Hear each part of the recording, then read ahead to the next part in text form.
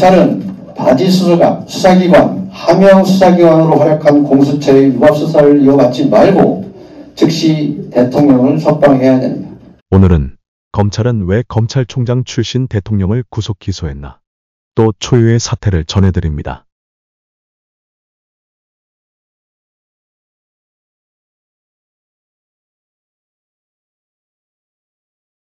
윤석열 대통령은 결국 한남동 관저로 돌아가지 못했습니다.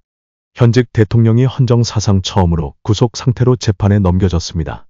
내란 우두머리 혐의를 받는 윤 대통령이 구속 기소된 것은 작년 12월 3일 비상계엄이 선포된 지 54일 만입니다. 검찰 비상계엄 특별수사본부 본부장 박세현 서울고검장은 26일 윤 대통령을 내란 우두머리 혐의로 전격 구속 기소했습니다. 검찰의 공소장은 100여 페이지 분량으로 알려졌습니다. 검찰이 전격 기소한 것은 윤 대통령의 지시를 받고 내란 혐의로 구속 기소된 김용현 전 장관 등 계엄 관련된 군경 수뇌부들과의 형평성 문제가 크게 작용했을 것입니다.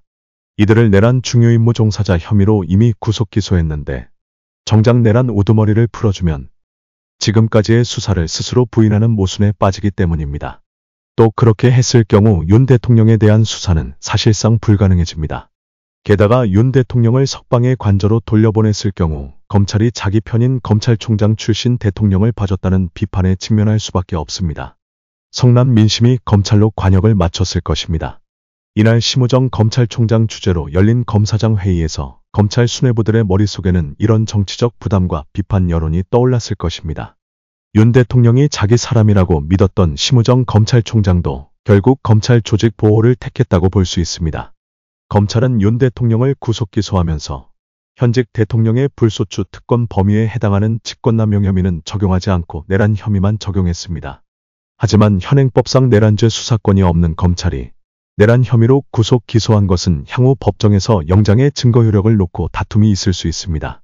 검찰은 이날 법원에 납득하기 어려운 2번에 걸친 구속기간 연장 불허 결정으로 인해 피고인 대면 조사 등 최소한도 내에서의 보완 수사조차 진행하지 못했으나 검찰 특수본이 그동안 수사한 공범 사건의 증거자료, 경찰에서 송치받아 수사한 사건의 증거자료 등을 종합 검토한 결과 피고인에 대해 기소함이 상당 타당하다고 판단했다고 말했습니다.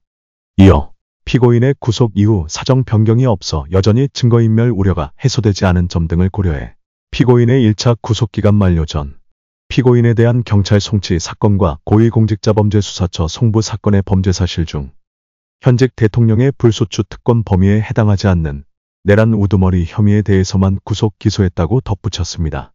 검찰은 앞서 김용현 전 국방부 장관과 계엄권 사령관 등 10명을 구속 기소하며 물적 증거와 진술을 확보한 상태이지만 정점으로 지목된 윤 대통령의 피의자 신문조서는 만들 기회조차 없었습니다.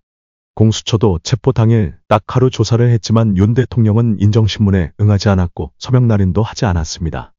이 때문에 검찰은 윤 대통령에 대한 신문 조서도 한 장 없이 재판에서 유죄를 입증해야 하는 상황에 놓이게 됐습니다.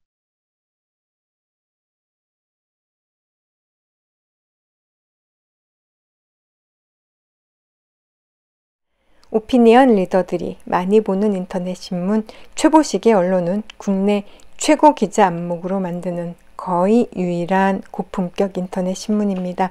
이 신문을 보는 여러분도 고품격 독자이십니다. 인터넷 포털 사이트 검색창에 최보식의 언론 검색해서 들어와서 함께 해주세요. 유튜브 구독, 좋아요 꾹 눌러주시고요. 쇼츠도 응원해주시면 유튜브 제작에 아주 큰 힘이 됩니다. 감사합니다.